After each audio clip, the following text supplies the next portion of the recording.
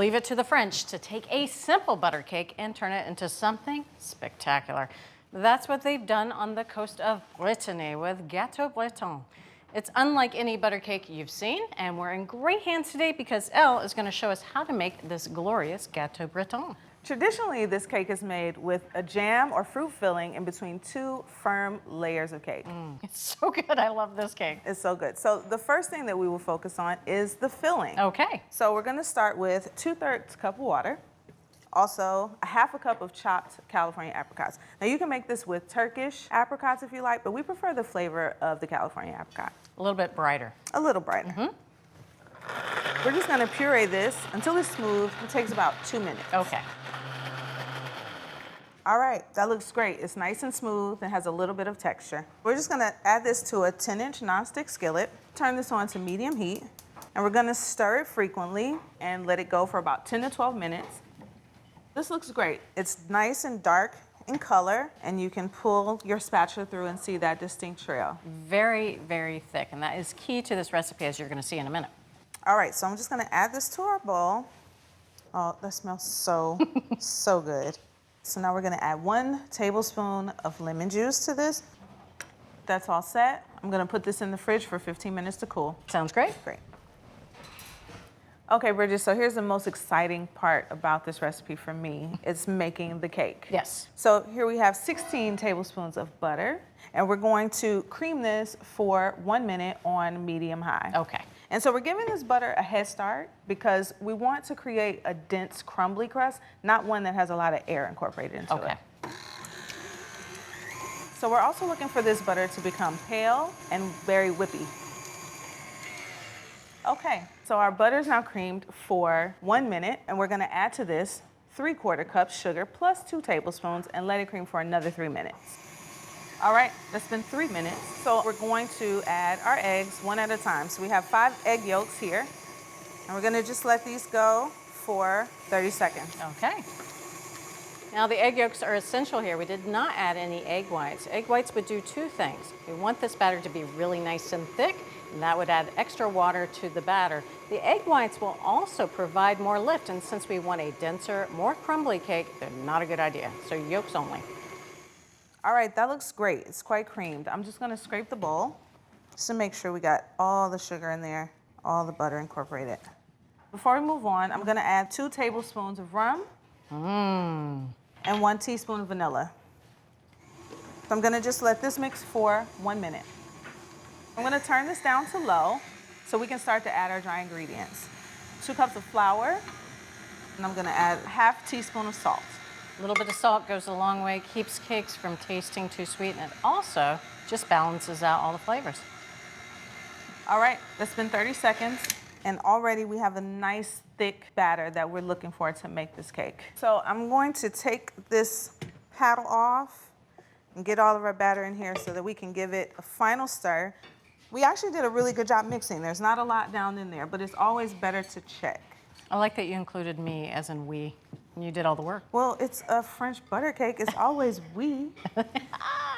Very good. I'm gonna add 1/2 of this cake batter to this 9-inch cake pan that we've already greased. So I like to spin the cake pan as I'm spreading out the batter. Kind of make sure I get it all evenly distributed. And it's important that this top layer is even because that's where our jam's gonna go. Okay. Right? I think we're all set. Now I'm gonna put this in the freezer for about 10 minutes. And that's just a little baker's trick that we like to use because if we don't get this batter a little bit more firm, when we put the jam on top, it's just gonna sink. Okay, so this has been in the freezer for 10 minutes, and as you can see, it's firmed up quite a bit, which is so important when we're putting on our jam filling. This is about 1/2 cup of our jam mixture. I'm gonna use my spreading method of rotating the pan, and I'm gonna leave a 3/4 inch space from the edge of the pan. All right, I think we're all set. All right. And I'm gonna put this back in the freezer so that the jam filling can set also. Sounds good. Okay, Bridget, so this has been in the freezer for 10 minutes and our jam has set. Okay. So I think it's safe for us to apply the top layer of our cake. Sounds good. All right, so this is just the remaining batter from what we used earlier for the bottom of this cake. All right, that looks good. As the French say, c'est bon. C'est bon. And I'm gonna use my spinning method for spreading this batter evenly. Just be gentle with this batter spread so that it doesn't cause your jam to push through. I mean, it's set, but you can't be too aggressive. Now you can really see how thick this cake batter is as Elle is spreading it in there. It does take a little bit of pushing to get it all towards the side of the pan, but it really has to be this thick in order for the cake to have that right dense texture. Now it's time for the piece de resistance to beautify this Gâteau Breton. So we're gonna start with 1 egg yolk mixed with 1 teaspoon of water. And we're gonna use our pastry brush and just brush this egg wash on top of our French butter cake. Now we think about things like a croissant, a lot of different pastries being brushed with egg wash, but not necessarily a cake, especially cake batter before it's baked. But you'll see this cake is going to bake up with the most beautiful shiny top. All right, that looks great. So traditional French butter cakes are usually adorned with this beautiful pattern on top. So we're gonna use the tines of our fork, start at that 3/4 mark from the edge. We're gonna make 3 lines. And we're gonna make sure they're at least 1.5 inches apart. Great, so I'm gonna turn this to a 45-degree angle, and we're gonna do the same thing we just did the first time. And you wanna create diamonds. We always want diamonds, Elle. They're a girl's best friend. Voila. Beautiful diamonds. It's time to put this in the oven at 350 degrees for about 45 minutes. Oh my goodness. Stunning. And what did I say about that shiny top? That is beautiful, that egg wash. Absolutely gorgeous. Very traditional to a belle. So we can't eat this cake just yet. It's too hot. That inside is like lava. Quelle tragique. Exactly. So we're gonna let it cool here on this cooling rack for 30 minutes. After that, we're going to use a knife to scale it away from the pan. We're gonna turn it out on the cooling rack and let it cool for 1 hour. Okay. Bridget, this cake looks amazing. Look what we did. I feel like I've been waiting 1,000 years for this cake. I know how good it is, but it never gets old. Let's find out right now. I would say you can share this with your friends, but we probably won't. There you go. Oh, look at that beautiful layer of jam sandwiched perfectly in between those cake layers. I mean, that's a nice surprise for anyone. It's the perfect balance of sweet. It's got that little bit of tart apricot in it. This top layer, it's almost like a pie crust with that little egg wash on top. Got a little bit of flakiness to it. So delicious and buttery. Oh, perfect. Elle, this is a most amazing cake. Thank you so much for sharing it with us. It was my pleasure. Thanks so much.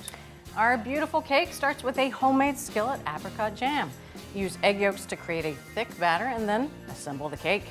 Freeze a thin layer of cake batter, jam filling, and more cake batter. Glaze and score the cake and then bake until golden brown.